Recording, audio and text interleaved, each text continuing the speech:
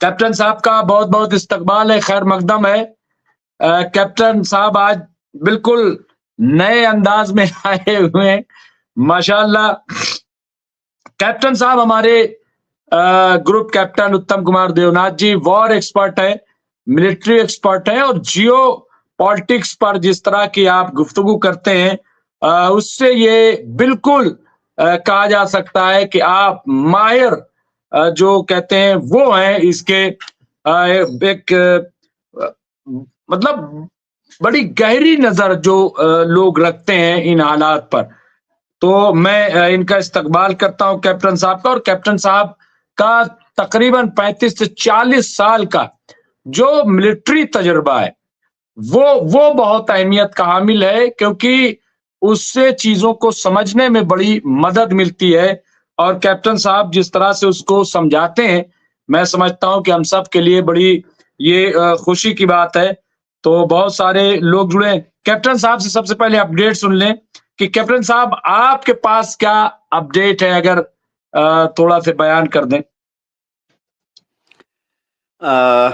जी हाँ, डॉक्टर रिजवी, आज का दिन इज़राइल के प्राइम मिनिस्टर बेंजामिन नेतन्याहू के लिए थोड़ा टफ रहा, क्योंकि सुबह-सुबह ही इज़राइल के नेसेट में, यानी जैसे हमारा पार्लियामेंट होता है, उसकी विजिटर्स गैलरी में 7 अक्टूबर 2023 को जितने बंधक थे, जो अभी भी हमास के कब्जे में है, उनके दोस्त, रिश्तेदार सब घुसने की कोशिश किए, विजिटर्स गैलरी में। तो इज़राइल की जो पुलिस है, उनको काफ़ी मशक्कत करनी पड़ी उनको कंट्रोल करने के लिए। ये दर्शाता है कि आम जो अवाम है, ख़ास तौर से जो बंधक हैं, उनके रिश्तेदारों में, दोस्तों में और उनके गाँव में, कस्बे में कितना ज़्यादा गुस्सा है नेतन्याहू के खिलाफ, कि नेतन्याहू ने पिछले 17 महीने के गुजरने के बावजूद अभी तक बंधकों को छुड़ा नहीं पाए। और दूसरी खबर तो जग जाहिर बात है कि हमास ने आज थोड़ा-सा डिसअपॉइंटमेंट वाला स्टेटमेंट भरा।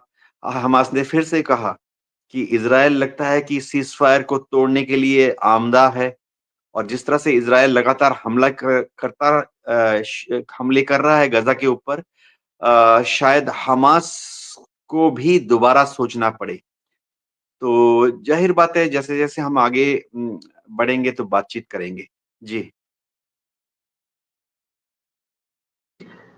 यही सूरत हाल है और ये अफसोसनाक है, खास तौर से जब इसमें अरब ममालिक, चाहे वो कतर हो या और जो मिस्र हो और ममालिक, और खास तौर से अमेरिका भी इसमें शामिल था, और ये तय पाया था कि अब किसी तरह का कोई हमला नहीं होगा। लेकिन जो एग्रेशन दिखा रहा है जिस तरह का इजराइल और नेतन्याहू की तरफ से जो जंगबंदी की मुसलसल खिलाफ वर्जी हो रही है, उससे मतलब एक गलत मैसेज जा रहा है, क्योंकि एक दो नहीं बल्कि कई खिलाफ वर्जी बड़े पैमाने पर अब तक की गई है। और ये जो हमला किया गया है कल, उसमें 4 लोगों के मारे जाने की प्रेस टीवी ने, पहले तो हम लोग इसको समझ रहे थे कि यूं ही है, लेकिन बाद में हमने प्रेस टीवी में देखा कि बाकायदा जो है वो हमला किया गया और 4 लोग मारे गए हैं।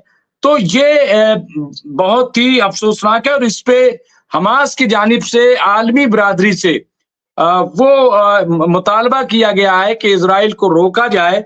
लेकिन आज कैप्टन साहब जिस तरह से हमास ने कहा कि अगर ये इजराइल सोच रहा है कि हम हमला करके और धौंस जमा करके अपने कैप्टिव्स को छुड़ा लेंगे, तो ये उनकी गलतफहमी है, फिर वो उनकी जान को खतरा हो जाएगा। ये जो खबर आ रही है, ये मतलब इसके लिए तो फिर जिम्मेदार नेतन्याहू होंगे अगर वो छेड़छाड़ कर रहे हैं। जी हाँ, डॉक्टर रिज़वी, इज़राइल जो है जब गज़ा पे हमले कर रहा है अभी, 19 जनवरी के बाद कई बार कर चुका है। हर बार इज़राइल ऐसे करता है कि उसने सीज़फायर नहीं तोड़ा। इज़राइल का दावा है कि उसने सीज़फायर नहीं तोड़ा, क्योंकि सीज़फायर के टर्म्स एंड कंडीशन में लिखा है कि अगर गज़ा के अंदर कोई अ, हरकत होती है, तो इज़राइल को पूरा हक है कि वो उस हरकत को हमला करके उसको कंट्रोल करे। तो इसी बारीकियों का फायदा उठाकर इज़राइल हमला करता है गज़ा के अंदर। और वेस्ट बैंक में भी इज़राइल ने यही किया था। जब पिछले महीने वेस्ट बैंक में इज़राइल ने हमला किया था, तो इज़राइल ने उसे एक महज पुलिस कार्रवाई बताया था कि आईडीएफ ने वेस्ट बैंक पर हमला नहीं किया, ये तो आईडीएफ की जो पुलिस विंग है, वो वहाँ पर वेस्ट बैंक में गई है। कुछ वो लोग शब्द इस्तेमाल करते हैं आतंकवादी या टेररिस्ट, जबकि हम जानते हैं कि सब लोग लड़ रहे हैं अपने वतन की आज़ादी के लिए। आज एक और जो खबर लीक हो रही है, उसके हिसाब से अब मिस्र ने एक प्लान अमेरिका को सबमिट किया है। मिस्र ने अमेरिका को क्योंकि अमेरिका बार-बार दबाव दे रहा है, नेतन्याहू तो चाहते ही हैं कि जंगबंदी के बाद जो सरकार बनेगी गाज़ा में, उसमें हमास ना हो। तो आज एक और खबर लिखी हुई है कि मिस्र ने एक प्लान दिया है अमेरिका को, कि ट्रंप जो हैं वो गज़ा को टेक ओवर ना करें। जैसे कि वो बोल रहे हैं कि गज़ा को ट्रंप टेक ओवर करके गज़ा को फिर से बनाएँगे। एक रिवेरिया बनाएँगे, यानी एक टूरिस्ट डेस्टिनेशन बनाएँगे। अ, मिस्र ने ये कहा है कि ठीक है, जब जंगबंदी हो जाएगी तो हमास को बैकग्राउंड में रखेंगे, जो नई सरकार बनेगी, और उसमें अ, अरब देशों के लोग होंगे, सिलेक्टेड रिप्रेजेंटेटिव, मुस्लिम देशों से कुछ रिप्रेजेंटेटिव होंगे और यूरोपियन यूनियन के 1-2 रिप्रेजेंटेटिव होंगे। तो यानी मिस्र ने जो प्लान दिया है, सीक्रेट प्लान बताया जा रहा है इसे अमेरिका को, कि ठीक है, हमास नई सरकार में नहीं होगा, नई सरकार में दूसरे नुमाइंदे होंगे। तो ज़ाहिर बात है कि इस मिस्र के प्लान को लीक होने के बाद हमास जो है वो इसको मान नहीं रहा है, और हमास ने तो कायरो में जाकर उन बोल ही दिया है कि कोई भी नई सरकार जब बनेगी गज़ा में तो उसमें हमास ज़रूर होना चाहिए। अ, और अगर हमास को नई सरकार में नहीं रखा गया तो हमास सीज़फायर के किसी भी शर्तों को नहीं मानेगा, जंगबंदी की शर्तों को भी नहीं मानेगा।